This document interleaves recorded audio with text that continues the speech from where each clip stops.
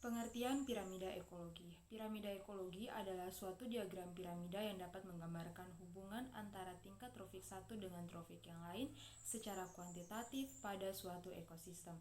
Pada piramida ini, organisme yang menempati tingkat trofik bawah relatif banyak jumlahnya. Makin tinggi tingkat trofiknya, jumlah individunya pun semakin sedikit. Tingkat trofik tersebut terdiri dari produsen, konsumen primer, konsumen sekunder, dan juga konsumen tertier.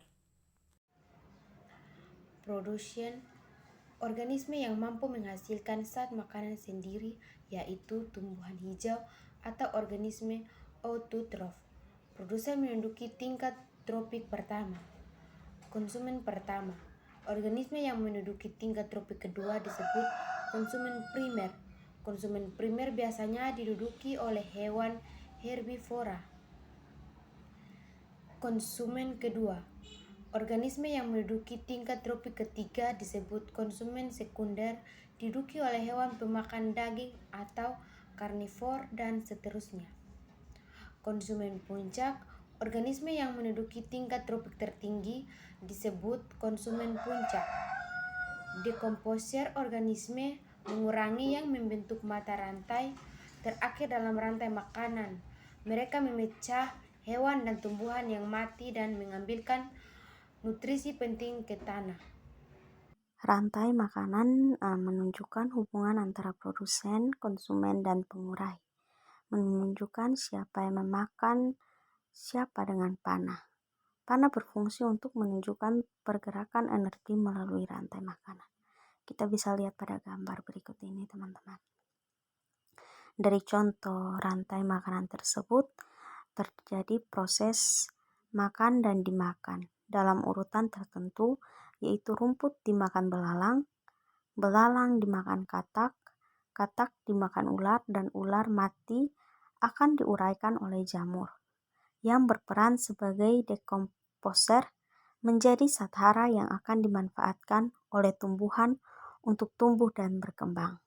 Dengan demikian, pada rantai makanan tersebut dapat dijelaskan bahwa padi bertindak sebagai produsen, belalang sebagai konsumen satu atau herbivor, katak sebagai konsumen dua atau karnivor, ular sebagai konsumen puncak atau karnivor, jamur sebagai dekomposer.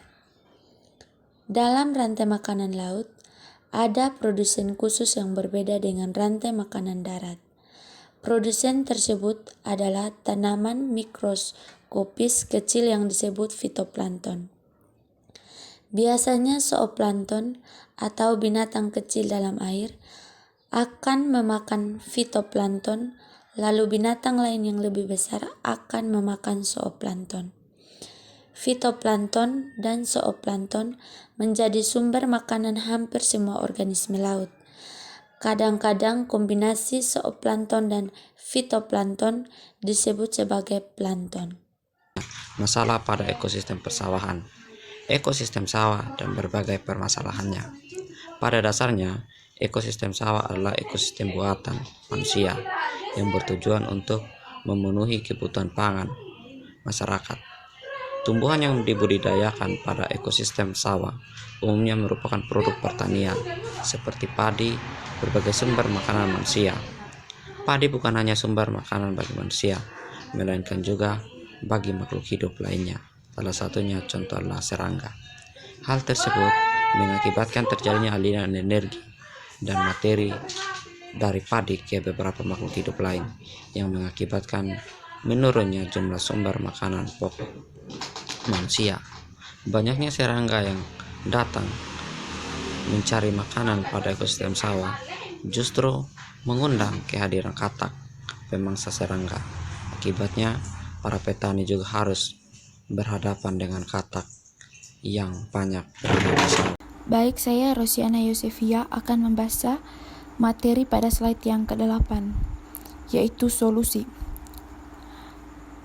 Memberi jarak antara satu tanaman padi dengan padi yang lainnya untuk mencegah tanaman padi dari hama wereng yang akan mudah ditimbul apabila padi ditanam berdekatan. Sengaja melepaskan hewan pemakan hama seperti laba-laba untuk memakan hama wereng. hingga ular untuk memakan tikus sawah yang sangat mengganggu.